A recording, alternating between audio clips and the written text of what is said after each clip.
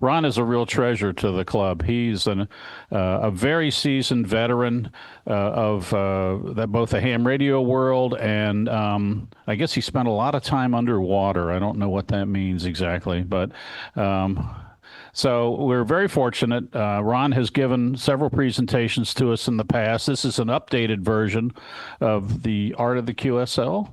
And so we're all excited to have him here this evening. And I notice there's a number of folks who aren't normally here who have come tonight specifically to see Ron. So I'm excited about that. So without further ado, everybody, here's Ron Payne.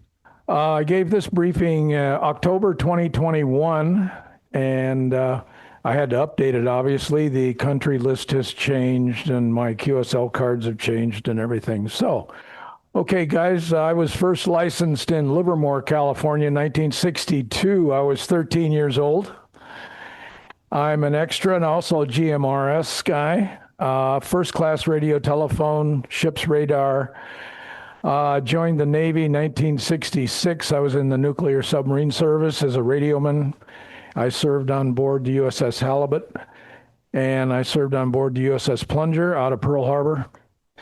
Good old president. I was in the Navy the same time Mike was, and good old President Nixon had an early out in 1970, so I took it, and I got recruited immediately by the Foreign Service, and went to school for about 8 weeks, and then 8 months, and then my first tour was in Thailand, but they were not, in 1972, they were not giving out any licenses at all.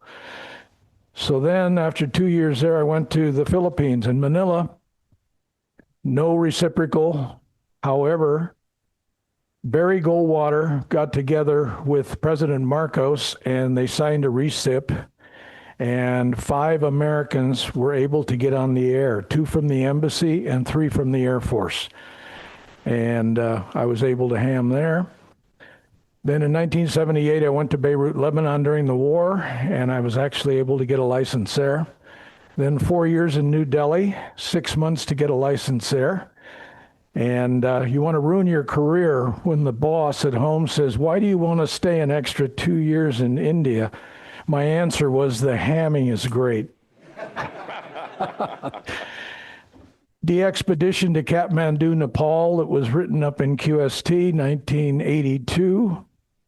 I did a tour in Frankfurt for 3 years, but I was on the road so much, and I lived in an apartment, and I never, ever once got on the air on HF.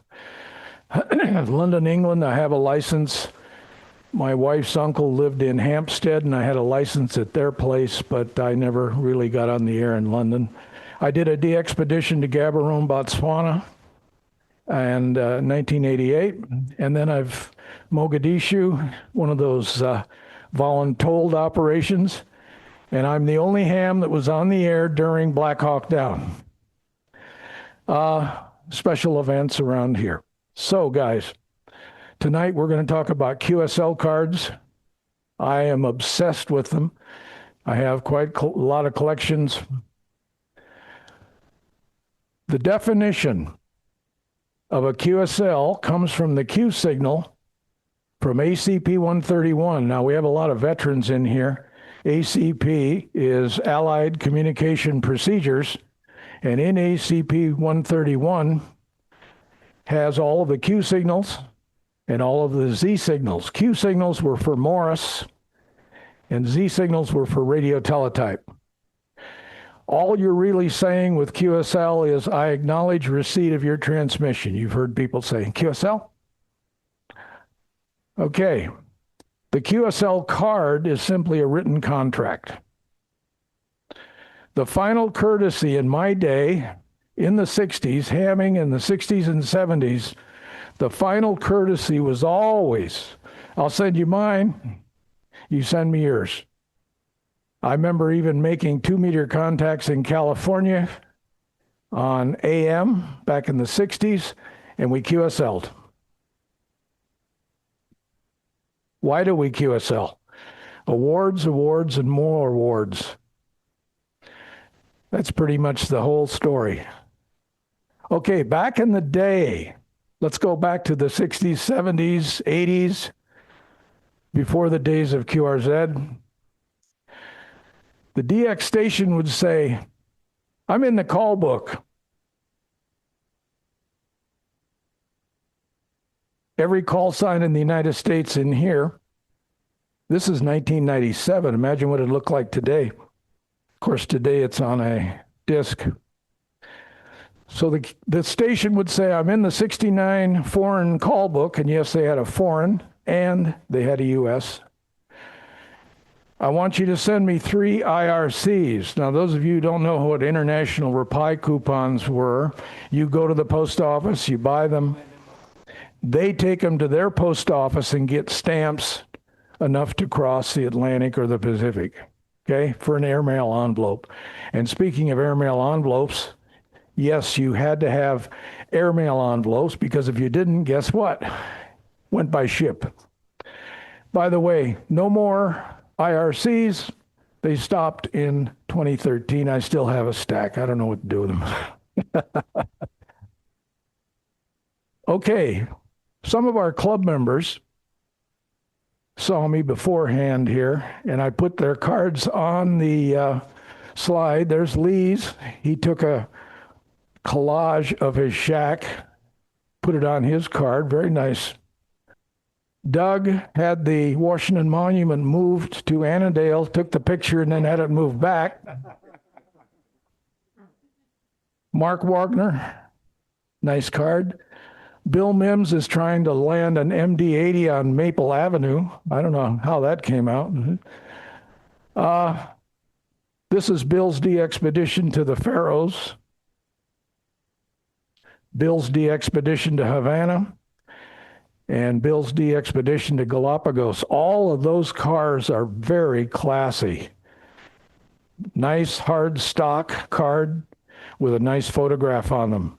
Makes you really want to, pay that little extra to get the card. We have K2TV. Bob, yeah. Bob Myers. Mike Danhart. This looks like a handmade card. Mike has the old variety. That's I had a card like that for a long time. Just all the information's on the back, guys. Mike Stussy has AE4R. All the information you fill in is on the back. Scott's card was designed by his daughter. And then we have special event stations W4V and K1T K6L, the Loomis DXpedition that I was on. And Pete sent me this yesterday. This was his dad's key in 1930. He was a telegraph operator. Beautiful card. And Pete also has a sailboat called the Running Free number 4, and that's K6BFA Marine Mobile that he has docked down south. So that's just some of the cards. Guys, there's some more up here. Everybody asked me, what's your card look like? Okay, number 1, and I want you guys to get this if you're going to be handling QSLs.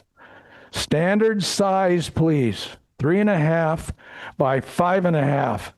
Not a centimeter motor over, okay? That's a standard size of a QSL card. I make these myself. I put my awards on them. I have worked all zones on digital. I have worked all states on 7 bands. I have worked all Japan on 10 meters.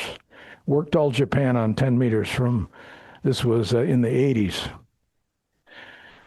I also make sure when you do this that you put your county, Fairfax County, your ITU zone and your CQ zone and your grid. Make sure those are on your card. Also, notice I put here City of Fairfax. I also put all the clubs I'm a member of: Northern California DX Foundation, the Clipperton DX Foundation, San Diego DX Club, International DX Association, and Vienna Wireless. And then I have all of my X call signs here. These two boxes, this is what you check. If you fill in all this, you check the box. Number one, all times, please, please, Greenwich Mean Time, okay? UTC. Don't go putting Eastern Standard Time or Pacific Standard Time. Make sure your cards have that time. And another thing, guys, don't fill out a card and make a mistake and scratch it. It will not be counted. Will not be counted. You cannot have a scratch over on a card. Just tear it up and make a new one. I've been very lucky. I just hit the honor roll, 331 countries. That is entities confirmed. And I've only been on digital since December of 2018, and I already have 277 entities confirmed. So ham radio's been really good to me in the last couple of years. Okay, let's see. I've given out a lot of these. Probably half the people in the room have my eyeball QSL card. It's really nice when you're in a meeting like this and somebody says, hey, how do I get a hold of you? Give them the card. I use Avery 8859. Anybody wants this as a example, I can send it to you and you can print your own. They're very nice to have in your back pocket. You print 10 at a time. Now, I'm doing this for a purpose. Non-standard size cards. When I was in the Philippines, I actually didn't know any better. Went downtown and had a guy make me some cards. 4 by 5 inches. Bad idea, because people would send me a self-addressed envelope. Guess what? Card don't fit. So I'd have to end up using my own envelope, readdressing. So guys, go with the standard size, please. I did good in the Philippines, only being on the air, less than a year. 105 confirmed, but I was TDY most of the time, traveling throughout Southeast Asia. When I went to Beirut, Lebanon, I was told so many times, you can't ham there, you can't ham there. I had to get permission from the ambassador, I had to get permission from my boss, and permission from Washington, D.C., and they said no 3 times. 3 times. Finally, my boss in Beirut says, look, let them do it, and they came through. I applied the license, I'll show you a little later. It took 6 months, and a bottle of Chivas Regal. Guys, bad choice, 3 3/4 by 5 1/4, bad choice. And you'll notice the Arabic here. I had these done downtown. My girlfriend next door designed the card. And she did such a good job, I married her. So,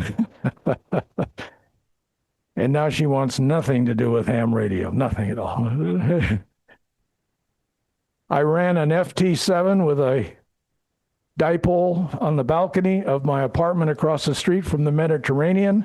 I ended up with 133 countries, 10 watts into a dipole. When you have an OD5 call sign, 2 people in the whole country on CW, 2, me and the communicator from the Polish embassy. We were the only ones on CW. I ruled during contests in Asia. Okay, then I went to India, and I finally got smart.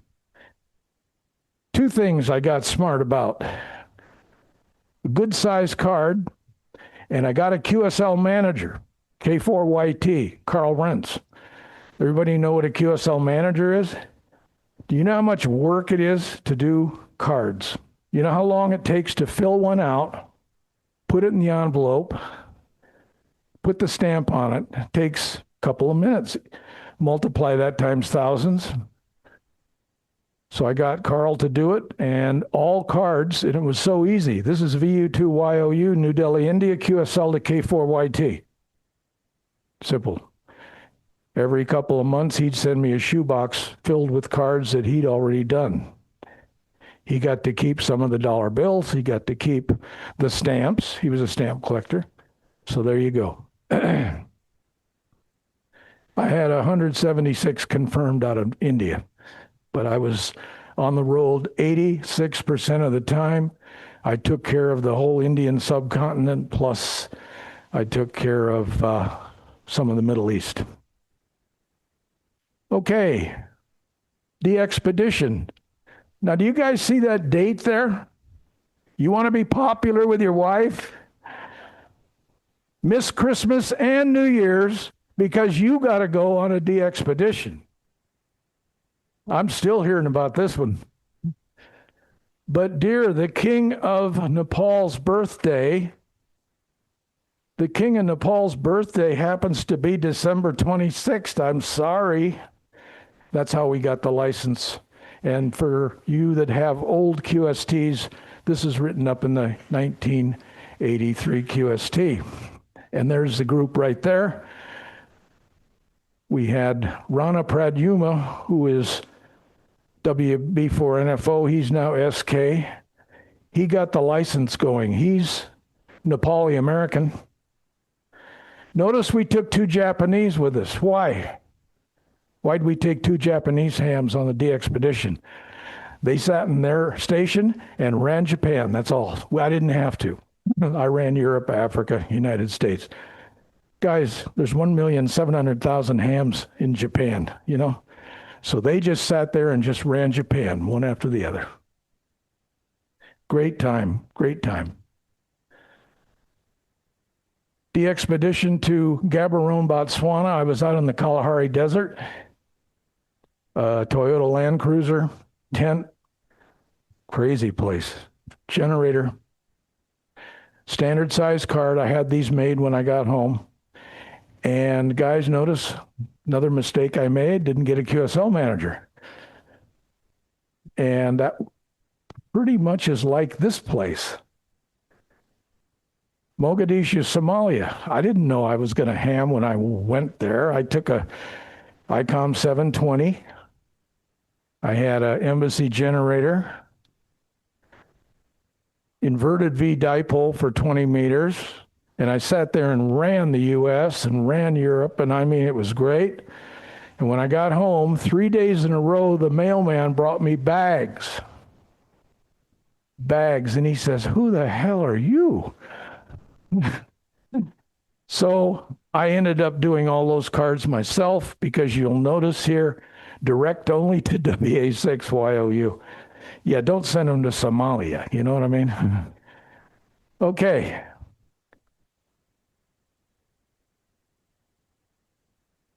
Three things you guys got to have if you're going to be a DXer and start collecting cards. This is a must. You got to have your list, and it changes every couple of years. Right now there are 340 entities. This World Atlas, which is published in Germany. One thing you're going to really learn as a DXer, you're going to learn geography. I'm sure that Bill and myself and Lee, there isn't an island or a nation out there on the face of the earth that I can't find, and I know every one of their prefixes. You give me a blank map of the world and I'll fill it in for you. One thing you really learn is geography. This book is outstanding by Franz Lagner. Comes out about every 5 years. It's $50. But it has every single country in it. Every single entity is in there, where it is, pictures, really nicely done. Okay. Most wanted list, the top 10. North Korea. We actually have a couple guys in the club that have cards from North Korea. Not me. Scarborough Reef. And now the ones that I've actually worked. San Felix, I have a card. San Felix, by the way, is off the coast of Chile. Pratas Island, South China Sea, disputed by 5 countries. Kure Island, the northern westmost island in the Hawaiian chain. It's going to be fish and game. They're not going to let you on. Johnston Island, a lot of nuclear testing went there in the 70s.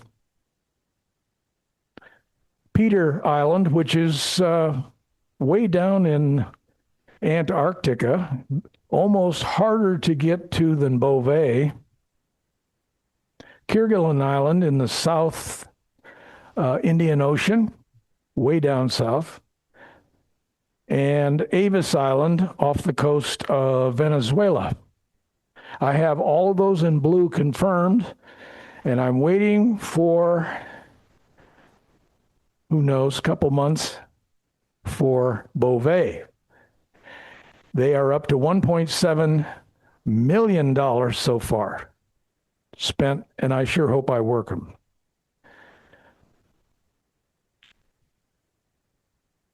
There's my one from 1991. There's Pratas Island from 94. See, I have all these confirmed now. I'm lucky. 89, 1990. That's Johnston Island. There's Peter Island. So each one of these, now guys, this is the 90s. There was no QRZ. Okay? There was no OQRS. So each one of these was an envelope with some money and your card, and you hoped you got one back. And I was lucky too. The least wanted list. This is the lower part of the 340. Poland, look at that. Jacek, Poland's there. There are a lot of Polish hams. And I was hoping Franco would be here tonight. Italy is 339, and guess who 340 is? Us. You're nothing. When you're overseas in a DX slot, there are so many Americans on, you don't know what to do. So that's the bottom right there. Okay, this is the Ron Payne list of countries you might not be hearing again soon. I've talked this over with Lee and a couple of others. We have Afghanistan confirmed, but I don't think anybody's going to be on the air from there very soon. Number 2, South Sandwich Islands, almost as hard and expensive to get to as Beauvais. Howland Island. Yeah, a plane was supposed to land there with Amelia Earhart, wasn't it? Well, Fish and Game now has that one tied up. Midway. They had a guy last year all set to go to Midway. The last moment they said, no, you're not coming. Yeah, it's the Albatross. Palmyra has nuclear waste, and it has a little red ant that they don't want to get anywhere else. Navassa, off the coast of, off the coast of Puerto Rico, and that hasn't been on since 2009. And now, guys, this is really funny. You all know what's happening tomorrow or Monday? Sorry, you know what's happening Monday? Desiceo has a DXpedition, and they've been allowed to go. Work them while you can. Desiceo was a bombing range during World War II. There's a lot of live explosives still on the island. And I worked them back in 2003, I believe. But if you hear Desiceo on next week, work them. Might be your last chance. You never know. Okay, here's the ones that I believe you're never going to hear again. I don't think anybody's going back to North Korea. They only let 1,200 contacts go anyway the first time. Scarborough Reef is actually underwater now. San Ambrosio. This is really ironic because this week, San Felix and San Ambrosio are the same group. There was a guy on his way to put it on the air. At the last minute, the Chilean government said, no, you're not. He turned around. I was looking forward to working them again. BV9P, that's Pratas Island, which is a contested island in the South China Sea. 5 countries saying it's mine. I don't think anybody will go back there and ham anytime soon. Curie Island, nobody lives on Curie. And again, here we go again, fishing game. Avis Island, owned by the Venezuelans. Avis Island was supposed to be put on the air last month. Again, Venezuelan government said, no, you're not going. Military. Same way as St. Peter and Paul Rocks, which is owned by Brazil, off the coast of Brazil. Military has control of that island now. Auckland Island has got that seal and those birds there. It's a bird reserve, and they have determined now that nobody's coming here. One thing that's going to save a lot of these expeditions is our new radio in a box. I don't know if you guys are aware of the radio in a box. You put the box and the radio and antenna all on shore, and you operate from a boat just sitting offshore via Wi-Fi or whatever. We've done that a couple times this year. When you get home, I want you to look this country up. Turkmenistan, the new North Korea. They have outlawed completely ham radio as of 2024. Outlawed it. So I don't think we're going to hear anybody in Turkmenistan anytime soon. And last but not least, Syria. Anybody seen Syria lately? Looks like Hiroshima. This man, Omar Sheba, he and his son now live, he was a minister of telecommunications when I worked him. They now live in Maryland. I worked him in 1993. He gave me a 5 and 3 on 15. I had a vertical, imagine, but I got Syria confirmed. Okay. There are deleted in the DXCC list, there are deleted countries that the ARL has seen fit to delete. We know nobody's going there again. Okay. Abu Ail is a little island in the Red Sea.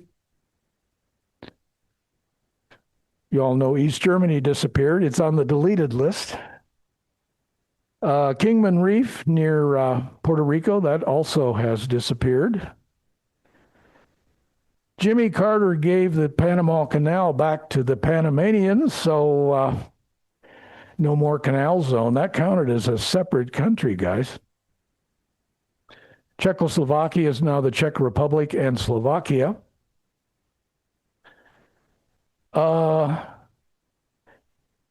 Malish Valskovsky. That was on a 50-year lease from the Russians to the Finns, and the lease is up, so they dropped the country. And Penguin Island off the coast of South Africa is now also off limits because of their, like us, fishing game. That's happening all over the world. All right, guys, let's see what else we got. My favorite cards, I have 2. I was in India the first day China came up on the air. This was 1983, August. I stayed home from work, put my beam on Peking and called for probably 7 hours. I finally got him after lunch. And I remember that came by mail. That came by Indian mail and international mail, if you can believe it, but I got the card. And now my favorite card of all times, I worked JY1 when I was in Lebanon. He sent me a nice card and a picture of himself signed. It's hanging up in my shack. Memorable contact. Quite a story behind that, but I don't have time. But I ended up having a dinner with him in the palace in 1983. Okay, I got these boxes that I bought in Tokyo. I got all my novice cards from the 60s, all my 2-meter cards. I got a stack of 2-meter cards from California. We used to go up on Hilltop, like from Mount Diablo. I could talk to Sacramento, Fresno, all up in the Sierras, and we QSL'd. Imagine that. This was 2-meter AM before the days of repeaters. I got some other memorable contacts I kept. I have all my blank cards. I mean, if you still need Lebanon confirmed from 1979, hey, we can do that. I got them. I'll look you up in the log. I still got the logs too. And I have some pictures that I've taken in the box. Okay, I have binders. I have some up here for you to look at. I have 331 confirmed cards for my mixed DXCC. So I only need 9 more, guys. Good luck on that, right? The OD5MX I brought. This is my book from Lebanon with 130-something cards in there. Let's see, what did I say? 133 printed cards. And I also brought my 208 cards from all my digital contacts here. So you guys want to thumb through them? I treat these cards very well. If there's a fire in the house, these go first. I'll come back in for the family. Okay? All right. I also have VU2YOU in a big book and Portable Delta United 2 in the Philippines in another big book. So I have 5 big books filled with QSL cards. Plus I have drawers full of just, average cards that everybody has. Okay, I mount 2 per page. I had them in a box for a long time, but you want to look at them. And do I look at them a lot? Yeah, I really do. I'll go through and say, yeah, I remember that one. So how do we QSL? Well, today we have the bureau. Anybody use the bureau? Me neither. 2 years to get a card sometimes, right? You agree? I'm 79. I don't have time to wait for that. Very slow, sometimes years, but it's cheap. Logbook of the World is probably the greatest thing the ARL has done in the past 50 years. I am so happy with Logbook of the World. It keeps a tally of your worked all states and your DXCC. It keeps a tally of your bands, everything. What a fantastic service they came up with for us.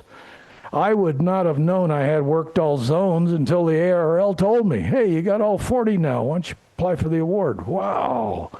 I'm impressed.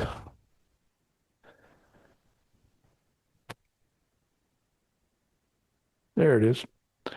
OQRS. A lot of the DXpeditions now have you go to OQRS, put in their call sign, put in your call sign, hit enter, comes up, oh, you made contact with them on 2 bands. Click, click. This is how much you owe me. They don't want your card. They don't want your card. They got enough. Maybe it'll cost you $5, and I usually tip. If it's €5, I'll tip them €2. And then your card will come back, usually international mail. And I've had very, very good luck with OQRS. QRZ, everybody on QRZ, go home and check out my page. I just hit 50,000 hits this weekend. I think QRZ is the greatest thing. I mean, I don't need that anymore. You can go in and tailor your page the way you want. It's got addresses, pictures. What a wonderful service QRZ.com is. Now, I mentioned QSL managers. Some of the gray-haired guys in here who have been on the air a long time probably remember Joe Arkier and Mary Kreider and John Parrott. Probably got a lot of cards from them. They were probably the three greatest managers. They're in the Hall of Fame, by the way. They were QSL managers for rare DX stations. So instead of sending your card to deepest, darkest Africa, you send your card to Mary Arkier in the States. Wow. She fills it out. Off you go. You got your card. So QSL managers provide a great service. And of course, there's direct, which I'm going to go over right now. And I have sure spent my money over the years on cards. International airmail now is $1.70. And domestic is 78 now. I'll tell you about green stamps. Okay. One of the questions when I first got in the building was, how do I do it? This is what I do. Number one, fill out your card properly with no crossouts. And in my day, you had to sign your card. I noticed Bill and some of the other DXers, they stamp it. You have a stamp. I still sign mine.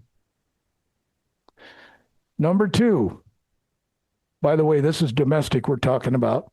I'm sending a card to Bill, W2 WCM. Okay, number two, I have a self-addressed stamped envelope. I don't expect Bill to pay the postage. And then I have a number 6 envelope addressed to a domestic station. And notice I put call signs on. You don't have to. Just make sure you don't put call signs on anything that goes overseas. And I'll show you that in a minute. Okay. Place the card between the folds of the return envelope, seal the envelope, and send it out. Okay, any questions on domestic? That's how we do it for domestic. Now, a lot of people will just take that as a card, put a stamp on the card on the back, but the canceling machine might screw up the card. So I always put cards in an envelope. Sorry. Okay, now let's do a DX. Let's do a DX one. Fill out the card. No crossouts. 2 crisp, uncirculated $2 bills. I use 2s. Does anybody else in here use $2 bills?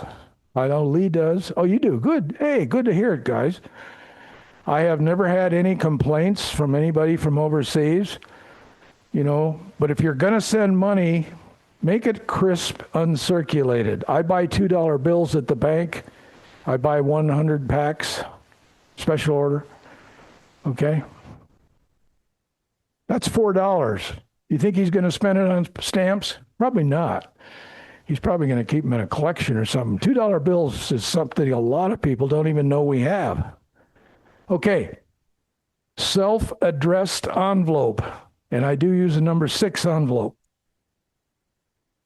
Notice, this is 2026. You don't need airmail envelopes. Everything goes airmail. I still write down here par avion, airmail, Luftpost. I still write that on there. Notice I'm using a $1.70 stamp. That's a, probably go up again next year. I wouldn't doubt it. I remember when it was less than $1. But now that is a forever stamp, and I buy them by the sheet. Okay, let's see here. Place the green stamps inside the envelope. Fold them only once. Place the QSL card upside down. How come upside down? So the call sign is hidden. Call sign's hidden down here. very common overseas. Lots of theft, man. Gonna look up the light. I work at the post office. Gonna look up the light. Just put that in QSL. Probably got money in it. I want you to notice something else that I did on the envelope. Just a minute. No call signs. If you're sending a card overseas, don't put call signs on there. It's just an accident waiting to happen. Place it in the mailbox and be patient, patient, patient, more patient. And then like Lee and I and Nancy, we run to our mailbox every day. I'm only expecting one card. I have everybody else is confirmed. I'm still expecting a card from Iran. What do you think, guys? Yeah, that's what I think. Yeah. How do you disguise the bills?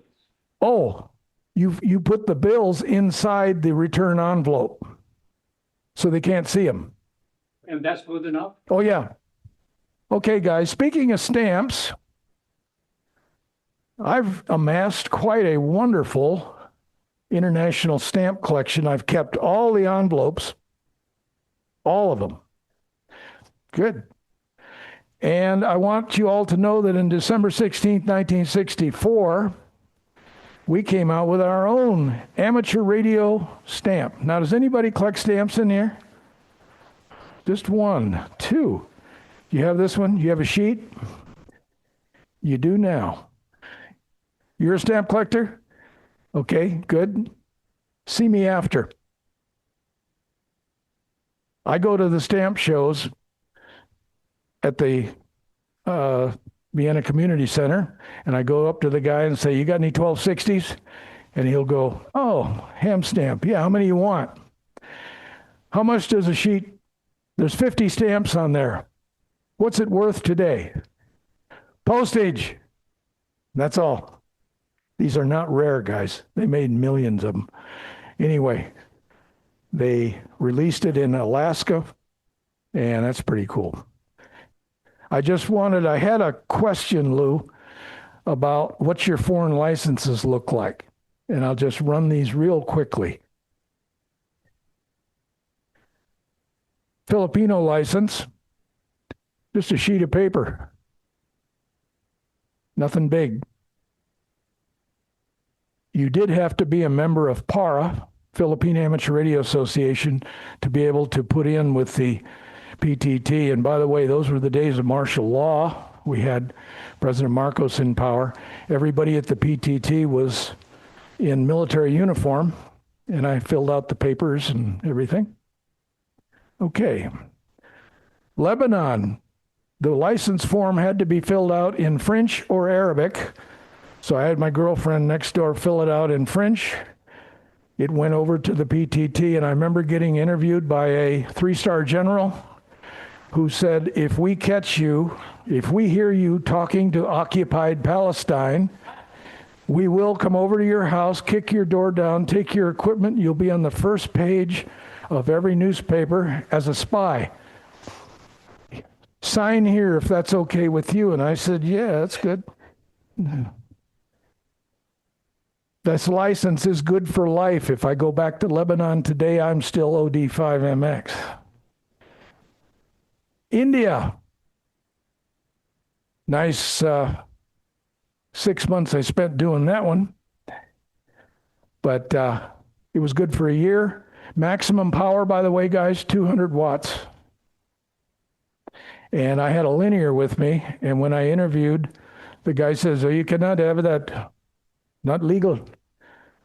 I want you to erase that and put down inline anti-attenuation device." I did, no problem. That's me 40 years ago. Yeah, that's not Tom Cruise, okay? Just wanted you guys to know. All right, special events. We had the 9th Asian Games. We got to sign VU9 the whole year. And in 1983 was World Communications Year. We were VU83s. The DXpedition to Nepal, just a sheet of paper signed by the governor. And it was only good for got it. West Germany, I got, dieses ist eine Amateur Funklicense für eine Amateur Funkstelle. And I never used it. And Gaborone, telecommunications is in the phone book. You go in, give them your American license. They give you that 15 minutes I was out the door with a license. But I had to give my original ham license for them. And of course, Somalia, there's no government, so I just made up a call. T5 was Somalia, YOU, yeah, it worked. And the ARL went, yeah, that's a good one. Okay, guys, that's all I have.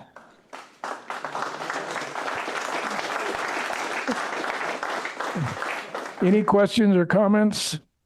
See me later.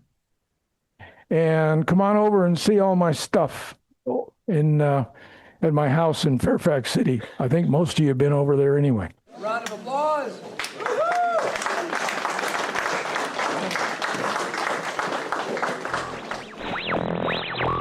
The only thing Ron Payne might have more of, besides QSL cards, is girlfriends. And when you see that picture of him as a young man, you understand why.